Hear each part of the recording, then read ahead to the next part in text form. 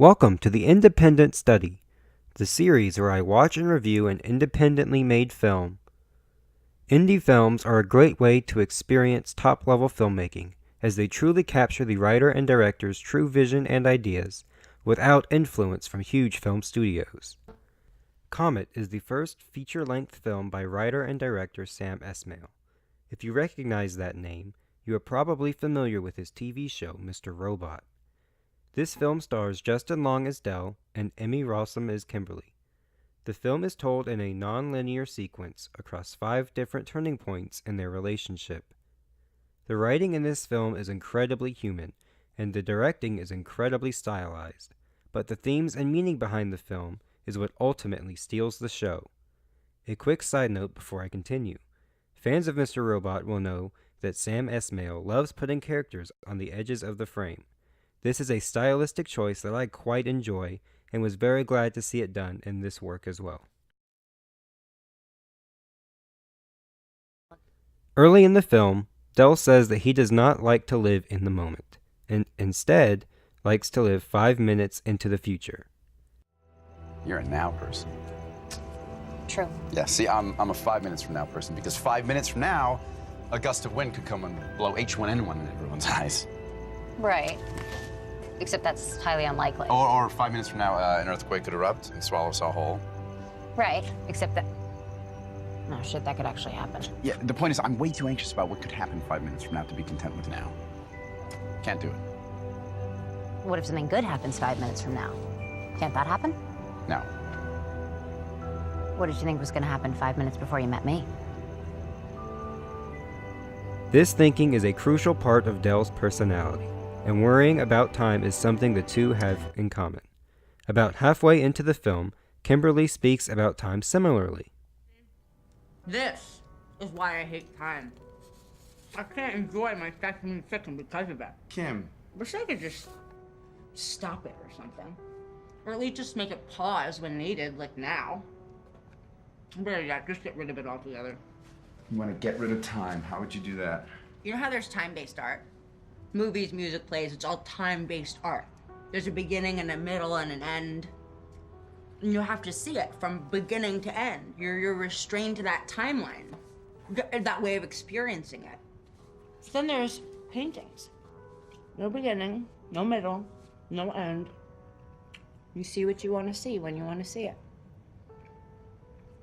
No restrictions, it's just there. Okay, so you want life to be a painting. Great. While Dell is a 5-minute into the future person, Kimberly is a right now person, causing her to feel helpless in regards to her inability to control time. This is similar to Dell's anxiety over what catastrophe the future has in store.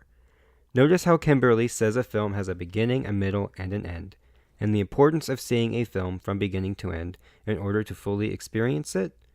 Compare this to the order of the film. You have a non-sequential order of events, leaving the viewer to piece together the film like a puzzle, a single image made up of several different pieces.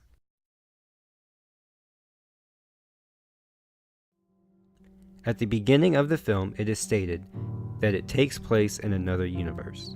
There is no reason or proof of this statement until the very last scene. Not only is there a reveal that there are 2 suns, but Dell delivers one of the best quotes of the entire film. I feel like I'm in the wrong world. 'Cause I don't belong in a world where we don't end up together. I don't. There are parallel universes out there where this didn't happen. Where I was with you and you were with me. And whatever universe that is, that's the one where my heart lives in.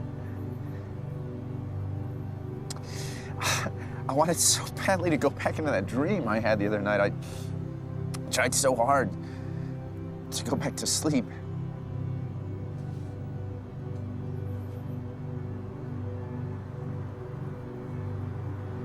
You know, I never thought love was real. I didn't.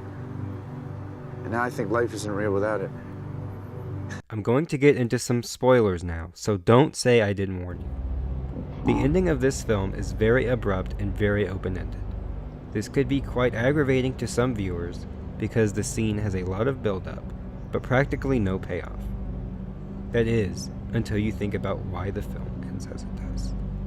I interpreted this ending to be symbolic of how some relationships end, very abrupt and without closure. But don't worry, Dell and Kimberly shippers, because we know that this film takes place in an alternate universe. It is entirely possible that Dell and Kimberly are together and well in our own universe. Okay, spoilers are done. Welcome back, those who had skipped ahead.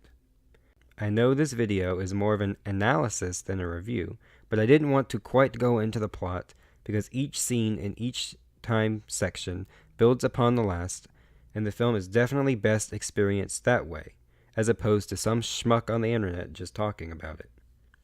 That being said, it is time for this schmuck to give a rating. If you couldn't already tell, I love this film to death. Everything about this film, from the acting, writing, and directing, all click and create a unique film so captivating that it begs several viewings. I'd give this film a strong 9 out of 10. So there you have it, my very first independent study. This wasn't the first film I watched for this series, but it was one that stuck with me the longest, so I figured I should open strong. That being said, I've got a couple more reviews coming down the pipeline that will be more plot-oriented if that's your thing. If you like this video, or are interested in watching independent films, or just love movies in general, feel free to subscribe for more independent studies. If you've got a suggestion for a future review, leave it down in the comments, and thanks for watching.